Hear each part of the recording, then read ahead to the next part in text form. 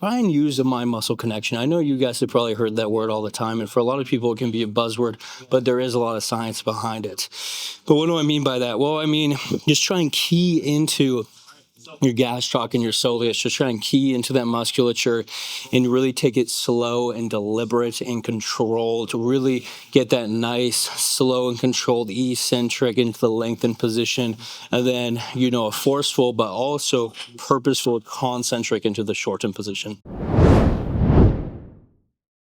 Guys, today we're breaking down calves. I know it's everybody's most stubborn body part, but I promise by the end of the video, you're going to be well equipped for how to train them in the most optimal manner. So for starters, I like to break down a little bit of the anatomy so that you know what's going on, and then we'll talk about some functions and how to target them really, really well, and some exercises you may want to avoid. So for starters, given the anatomy, we actually have two muscles in the calf musculature. We have the larger of the two, the gastrocnemius, which has a lateral outer head, and then a smaller medial head. And this is actually the most superficial, so you see it the most. But then we have a smaller muscle called the soleus, and the soleus and the gastroc, they're both responsible for plantar flexion. So basically pointing your toes down and elevating you essentially.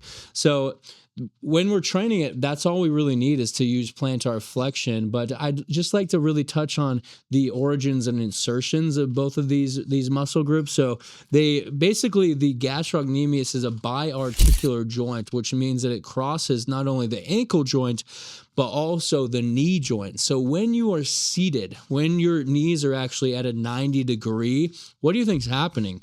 Well, your gastrocnemius is actually being shortened instead of lengthened. And we know from the research that you want to be lengthening a muscle group under tension in order to provide the most amount of hypertrophy that you possibly can along that musculature.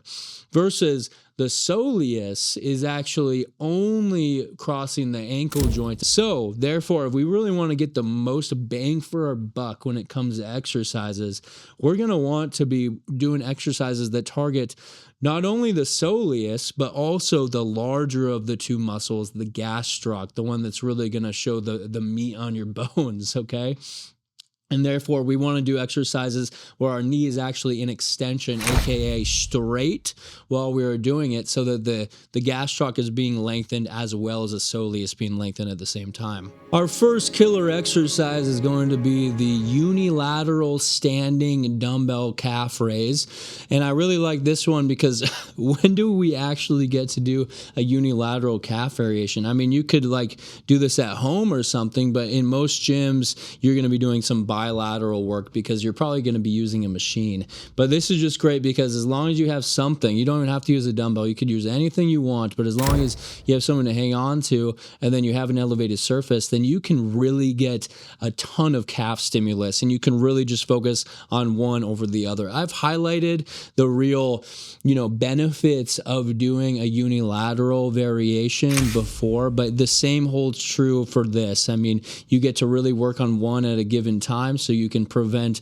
muscle atrophy or muscular imbalances. Then you can really just focus on your balance and coordination as well. And I just think that this is such a phenomenal exercise because while you're working one calf, the other one is inherently resting, so you can just go back and forth and back and forth. And then this is really great because you are hitting the functions. You're getting that plantar flexion, but you're also getting that knee extension so that muscle of the calf, the gastrocnemius, is actually being lengthened to the maximum degree. So this is just a fantastic exercise.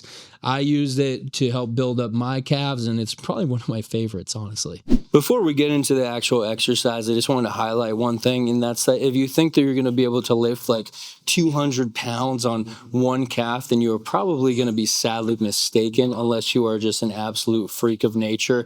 Because honestly, I can only do upwards of 40 or 50 pounds. Right now I'm doing 30 pounds just because you have to keep in mind that you're lifting your whole entire body weight on one side of your body. So unless you're really, really lean and you don't have that much body fat and weighing you down, then you're probably not going to be able to add much external weight with the dumbbell or kettlebell or whatever you're doing, whether it's a rocker or bag, it doesn't matter.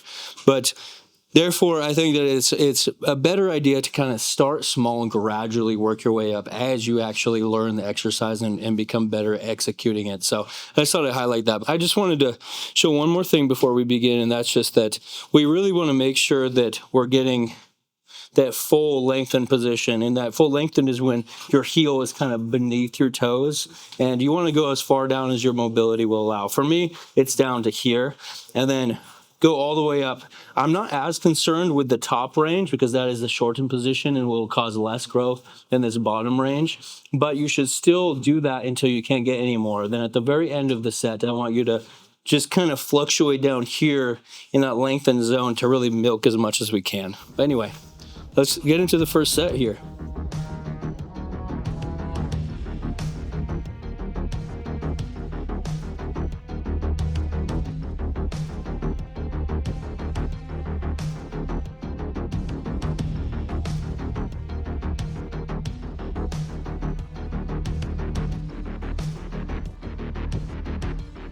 That one's definitely a killer one.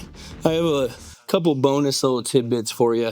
And the first one is that when you were doing the exercise, I really like to keep the kettlebell or whatever weight you're using, it could be anything, right over the calf that we're trying to work. So it's as close to the knee joint as you can get it, then you're not going to be like displacing the weight distribution. So if I were to have it on the opposite hand of the leg that I'm going to be working, then that's going to feel really, really awkward, and I'm not going to be having the weight as close to the actual musculature that's trying to be targeted. So you're actually not going to be getting as much out of it. But I say that if you, for whatever reason, want to have the weight on the opposite side of the body than the actual musculature that you're working, then maybe stick to that just so that your progression, your progressive overload over time can be consistent. If you're constantly changing it up, then it's going to be difficult in order to track progress. Then the second little tidbit is that try and use a mind-muscle connection. I know you guys have probably heard that word all the time, and for a lot of people it can be a buzzword,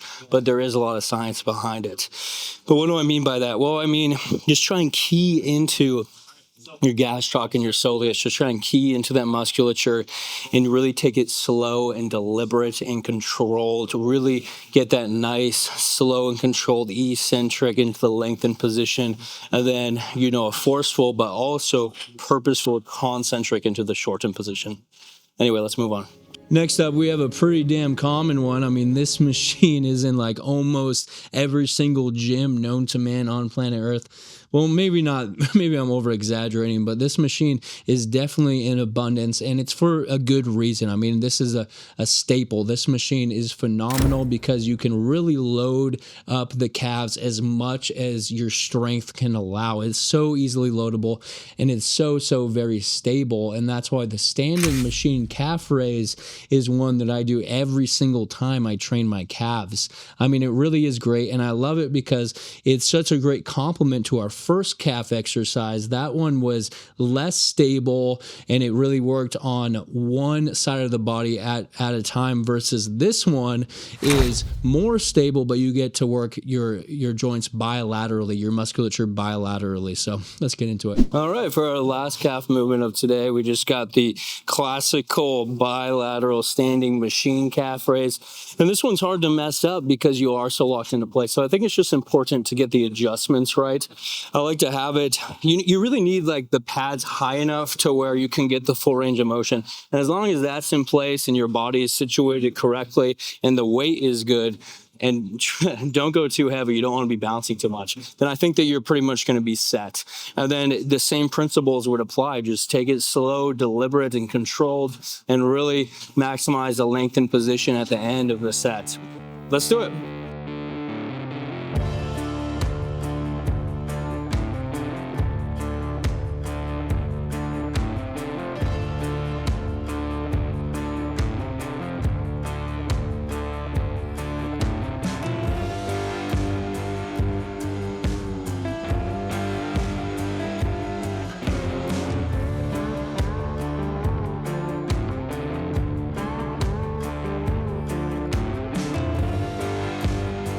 All right, so I know that calves are not like the most entertaining muscle group to be watched perform, but I just like to finally highlight one thing for you, and that's that any single calf movement that is going to put your knees into flexion to where they're at a 90-degree like this is going to effectively shorten the gastrocnemius, since it's a biarticular joint. It's crossing both the knee and the ankle. I know that I already highlighted, but I just really want to drive home this point.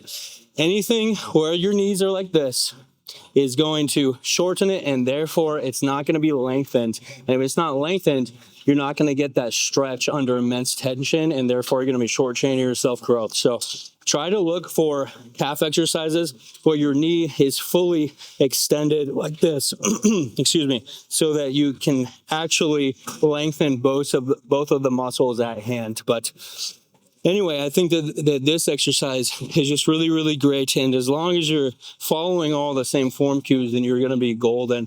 Calves are not rocket science. They only have one function, and that's plantar flexion, just raising you up and bringing you down. And therefore, and not even bringing you down, because that's the tibialis anterior for that. All right, that's going to do it for today's episode. I hope that you derive something out of it. I know that I did, but basically what we talked about is we started with the functions and the anatomy, specifically how the gastroc crosses both the knee joint and the ankle joint, making it a biarticular muscle group, which can be a real problem if you're trying to train the gastroc through knee flexion, because you really want to put your knee into extension, kind of have it straight up and down, limbs stacked, in order to fully lengthen the gastroc. And additionally, we talked about why the soleus raise, aka the seated calf raise, is probably not a good option if you're trying to get the most out of your calf training.